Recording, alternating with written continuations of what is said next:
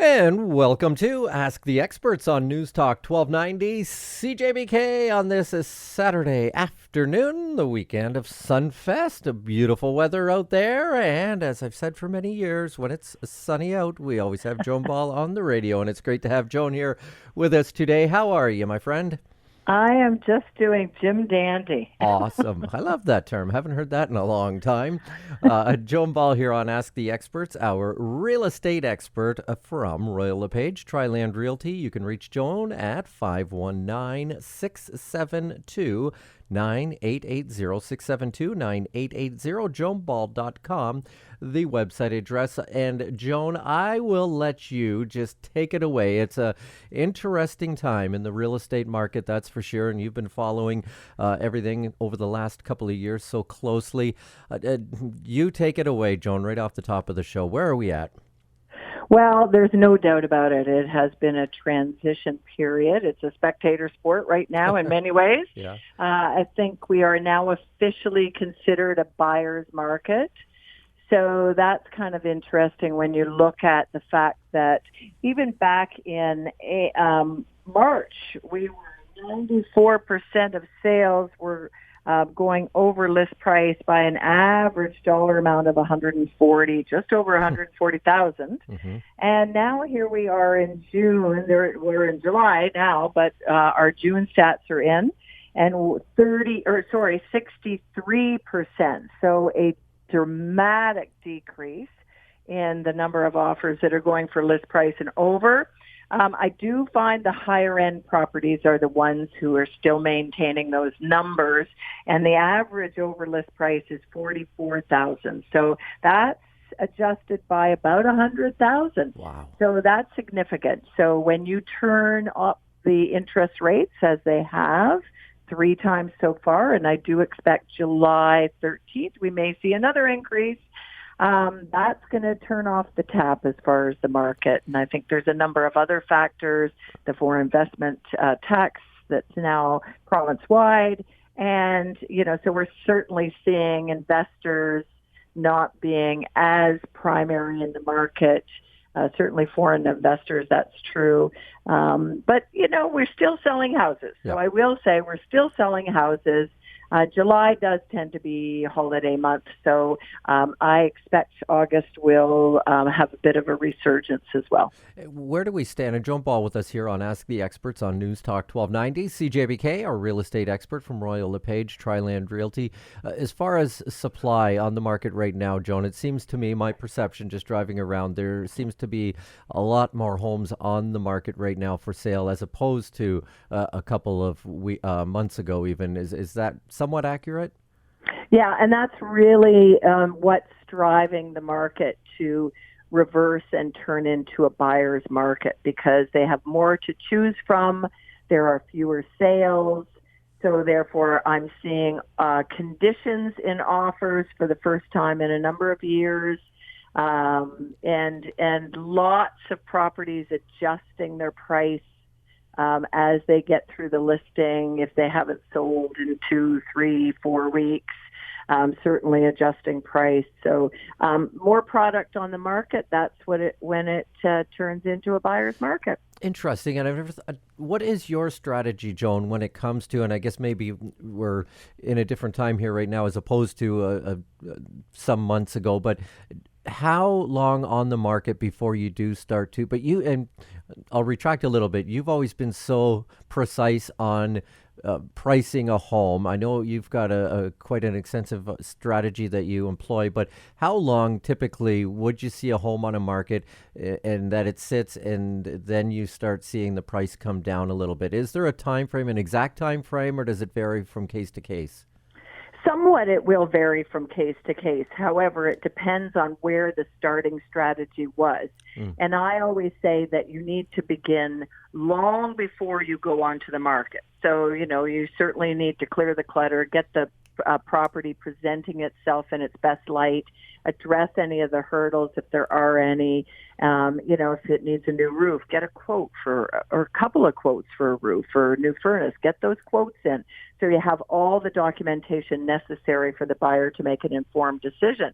But having said that, I am seeing some listings come out and holding off on offers still. And in the event they don't get an offer come offer day, which is usually 5 to 7 days after they've listed, then they are looking at adjusting their price. Now, some, interestingly enough, are going up in price. Some are going down in price. It really depends on what their beginning strategy was. If they were listing low to attract offers but didn't get any, the seller may say, well, I want more for the house. So, maybe we should price it there. So the seller will always dictate the parameters. The listing agent can simply give them as much information as possible to make an educated decision. But every individual property is just that. We need to approach it with its own individual marketing strategy. Joan Ball on Ask the Experts here on Newstalk 1290. CJBK from Royal LePage, Triland Realty. You can reach Joan 519-672-9880.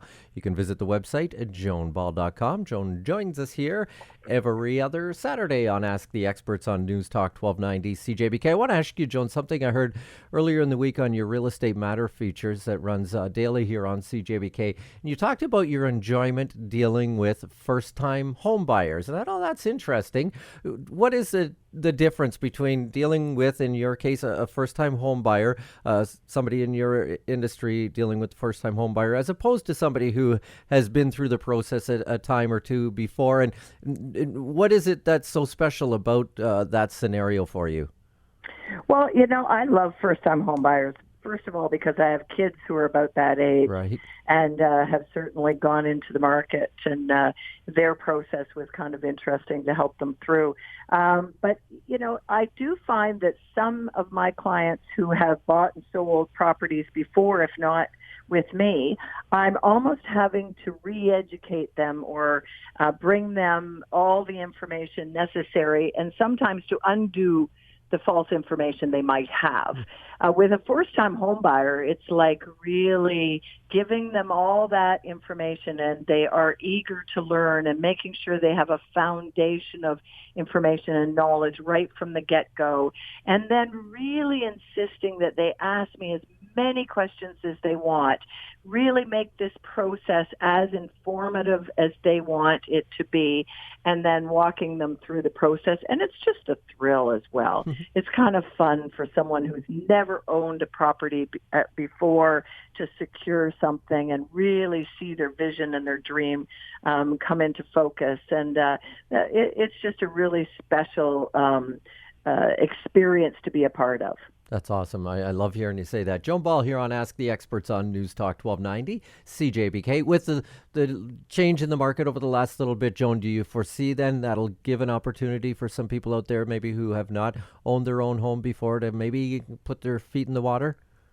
Well, there's no doubt about it. I have been able to secure properties for buyers that I wasn't able to secure a number of months ago. And in some situations, we've been the only offer. So it's been refreshing in that.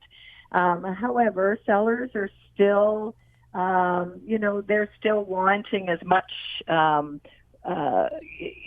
wanting as much for their property as they possibly can get. And, that provides or creates its own sort of interesting scenario. So you just have to walk everybody through, and there's no doubt about it. Properties are on the market longer, and as of right now, we're looking at about average of 2.5 months on the market. Wow, that's a real change from a couple of months ago where it was way less than a month on the market. And did you tell me a couple of weeks ago too, Joan, that you're seeing more and more home inspections being done as opposed to the last couple of years? Yes, actually, for the first time in many years, I'm seeing financing conditions, home inspection conditions, conditions on the sale of a house.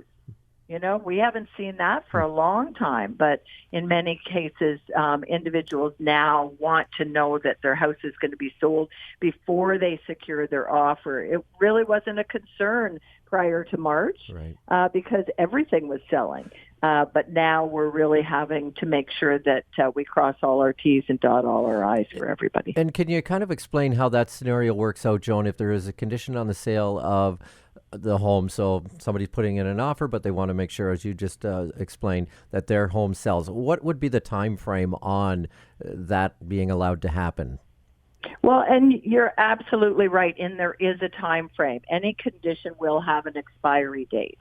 It should, in many cases, it may be the norm. What used to be about 2 months, 60 days. Some sellers are saying, no, I'll give you 30 days and then see what's going on. So it does put a little bit of pressure on that buyer who's selling their home to be real with their price, do as much marketing as possible, get the exposure, and if they're not getting the response, get their price down so that that first seller is not holding up their offer. They still have a right to market their property, regardless of that offer conditional on the sale of the buyer's house.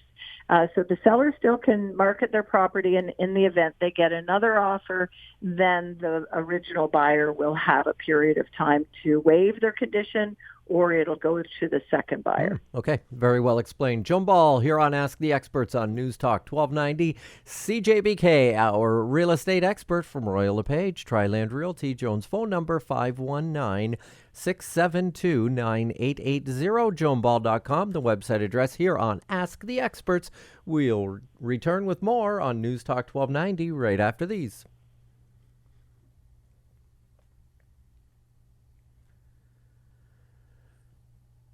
And welcome back to Ask the Experts on Newstalk 1290 CJBK with our real estate expert, Joan Ball from Royal LePage Triland Realty here on this is Saturday afternoon. And quick question for you here, Joan. I've heard two scenarios as of late here in terms of, and two people that moved into homes. One had an amazing experience in just talking about the cleanliness of the home that they moved into. Thought it was just incredible, sparkling, shiny, clean. Another person who I was talking to said they could not believe how dirty and scungy the home was. When you're dealing with clients that are selling their home, moving out, what do you say to them in terms of the condition that the home should be left in? I mean, should we be hiring a cleaner just to make sure everything is covered off, or how do you deal with that? Well, it depends on the individual. Some sellers are certainly well equipped to be able to clean the property themselves. Some choose to bring in a cleaning crew after they've moved everybody out and everything out and make sure it's ship-shape. Some sellers will leave a bottle of wine and a note or some fresh flowers or whatever. Everybody's a little bit different. However, I will say a final walkthrough on behalf of a buyer is always going to give you information about how clean that property is on closing. And if there's instincts that sort of say, you know what, I'm not sure they're going to take all their trash or remove all their items or leave it in a respectable way, then we have a right to go back through on the day of closing and do another walkthrough to ensure that they have, in fact, left the property in, and many agents will put that into their offers, that the property is left in a broom-swept, clean condition on closing. So, it is something that is expected, but certainly if you're a buyer and you're looking at closing, make sure you do that final walkthrough to ensure that it's going to be in the condition that you expect it to be in. And typically that final walkthrough would be like 2 days before the closing? Yeah, anytime within the week prior to closing. Okay. I usually like to find out if the sellers are moving out. We'll do it right after that. And if there's items in the house, then we'll highlight, what is acceptable, what isn't. Maybe there's some leftover paint that matches the walls or some tiling or something like that. And that's fine. Many many buyers will accept those being left because that helps them to know what paint colors are on the walls or whatever. But if there's trash or rubbish in the backyard, we certainly want to make sure that they are aware that that should be removed. And have you seen or heard of both scenarios, Joan, from one end of the scale to the other, homes being kept impeccably and then others that are not so much? I'm lucky, very fortunate in that any of my listings have been left impeccably, showing very well. And I usually go through them the day before closing myself as well. And, it's just wonderful. Yep. I have certainly worked on buyers' behalf and met with some nightmares, and we just simply had to indicate to the lawyer to please ask the seller to remove the items. And I think the worst was one I did many years ago, and I went back there 5 times on the day of closing, and finally they got somebody to remove everything, and my buyer was satisfied at that point. Wow. Joan Ball on Ask the Experts on Newstalk 1290. CJBK from LePage, Triland Realty. Reach Joan at 519-672-9880. That's 519-672-9880, joanball.com, the website address. A couple here in the mailbag, Joan, I want to get to. Flick has a question. Interesting one here. Where are the opportunities in the present market? Well, I do think, being that it's a buyer's market, yes, our prices are up over last year. We're up generally in London, for example, 11.2% over 2021 at this same time. So, there are opportunities out there. And just as I mentioned, that for buyers to be specifically focused in certain areas and be able to recognize what they are looking for, and then find something that has good bones, that maybe still needs some cosmetics so that you can make it yours. I think those opportunities are there. I'm really surprised as well, but I kind of anticipated that the cottage market would still be very, very hot. And I do not see that cooling off any time soon. So I think we're going to carry a good bit of activity in the cottage market over the summer and well into the fall. Alrighty. And just kind of along the same lines as the question that just came in, Joan, where are the areas of the home that you tell homeowners to focus in on in terms of bringing up the value of the home? Are there certain spots that they should keep an eye on to work on? Absolutely. I think you have to start with a good bones house and, make sure it has a good foundation, the frame, the sort of structure itself is certainly got some integrity. You can address issues. However, you want to sort of evaluate, if I have a first-time home buyer, I'm not going to want them to be, replacing main beams in the basement or, having to deal with major foundational or structural issues. It's just, that's really for someone who might be more seasoned and maybe even a contractor who has no fear of that or can recognize what level of concern and attention that will need.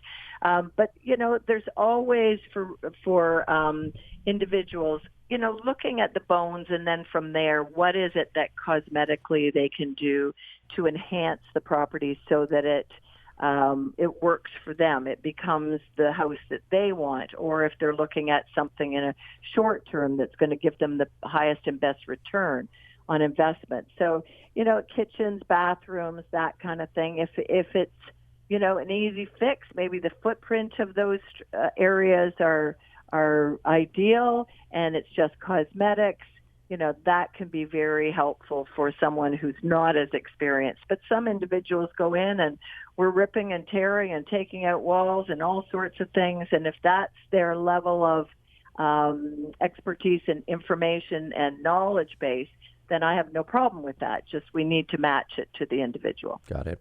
Another one here before the next break here. Joan, Janice and Warren want to know, we will be listing our home this year. What are the techniques that are new in the industry to sell homes that we should expect from a realtor? Are there any? Oh, yeah, there are. Yeah? I mean, the pandemic has been instrumental in really pushing us forward in this whole industry as far as being able to provide online access to just about everything. And from virtual open houses to floor plans to drone shots to being able to do virtual tours to having all the documents that might provide an informed decision for a buyer on the document section so their agent can access, and neighborhood information. There's just been so much change in the industry. And yes, the marketing has changed to being primarily an online marketing format. So, your agent really needs to be aware of what's going on. I'm not a young chicken, but certainly I have within my team individuals who have expertise on online marketing and can utilize that. So if that individual agent doesn't have it, they need to have access to those tools, and they really are tools of the trade right now. Joan Ball here on Ask the Experts on Newstalk 1290 CJBK from Royal LePage, Triland Realty. Well, you were the first agent, Joan, that I was aware of that did a virtual open house at the very, very beginning of the pandemic, and now you say it's becoming somewhat of a norm. Yeah, I think to some degree I'm starting to see more public open houses. Now we don't know what's going to happen. If this new variant takes off, we may be stopping those for a while. I'm not sure, but it's just wonderful to get out and actually see individuals who are in the search process and expose them, one-on-one with the property. Right. Again, not that tours ever stopped, but those public open houses are certainly happening more and more. Excellent. Joan Ball on Ask the Experts here on Newstalk 1290 CJBK from Royal LePage, Triland Realty.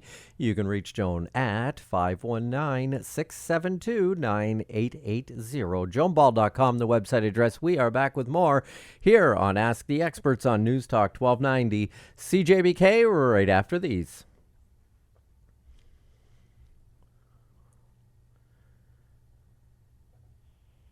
And welcome back to Ask the Experts on Newstalk 1290 CJBK on this Saturday afternoon with our real estate expert, Joan Ball from Royal LePage, Triland Realty, 519-672-9880.